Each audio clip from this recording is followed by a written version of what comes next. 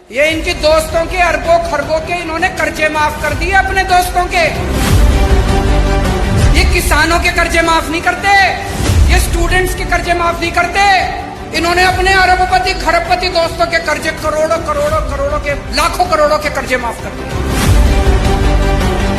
इनका एक दोस्त है, उसने 87,000 करोड़ रुपए का कर्जा ले रखा है, एक आदमी ने सारा माफ कर दिया।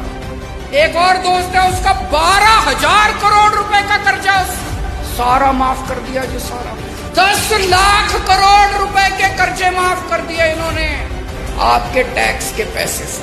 इसलिए महंगाई हो रही है। ये जितनी बात कह रहा हूं मैं सच बोल रहा हूं। अगर मैं कुछ भी झूठ बोलूंगा ये केस कर देंगे कल मेरे ऊपर।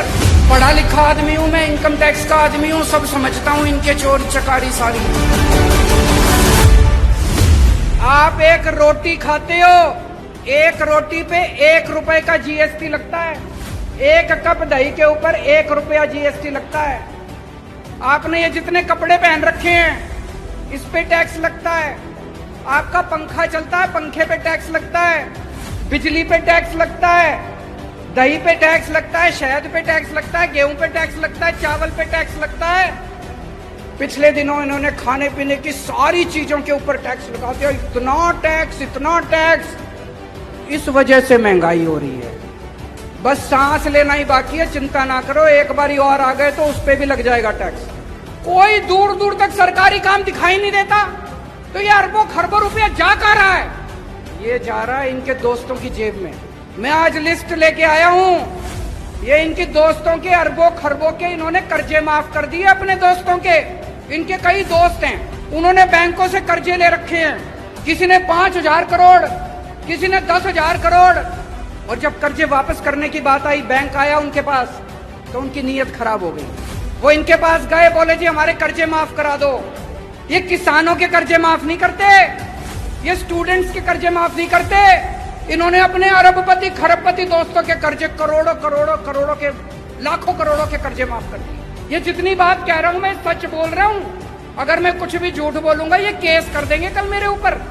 पढ़ा लिखा आदमी हूं मैं, इनकम टैक्स का आदमी हूं, सब समझता हूं इनके चोरी चकारी सारी। अभी इन्होंने दिल्ली में हमारी सरकार गिराने की कोशिश करी, सोचो इनकी हिम्मत। इन्होंने प्लानिंग बनाई, केजरीवाल के 40 एमएलए तोड़ेंगे। इन्होंने कहा 20-20 करोड़ रुपए में एमएलए खरीदेंगे।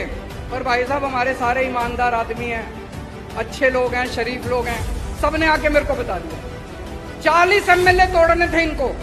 20-20 करोड़ के हिसाब से 800 करोड़ रुपए लेके आए थे ये। 800 करोड़ रुपए बताओ जी कहां से आए 800 करोड़ रुपए? इन्होंने मध्य प्रदेश में सरकार तोड़ी, इन्होंने कर्नाटक में सरकार तोड़ी, इन्होंने गोवा में सरकार तोड़ी, इन्होंने असम में सरकार तोड़ी। 277 एमएलए खरीद चुके अभी तक ये। 277 20-20 करोड़ रुपए के हिसाब से भी लगा लो, 6,000 करोड़ रुपए इन्होंने एमएलए खरीदने में लगा दिए। ये पैसा कहां से आया जी? ये आपके टैक्स का पैसा है, ये जीएसटी का पैसा है, ये दूध दही के ऊपर टैक्स का पैसा है। इसलिए महंगाई हो रही है भाई साहब, इसलिए समझ के जाना।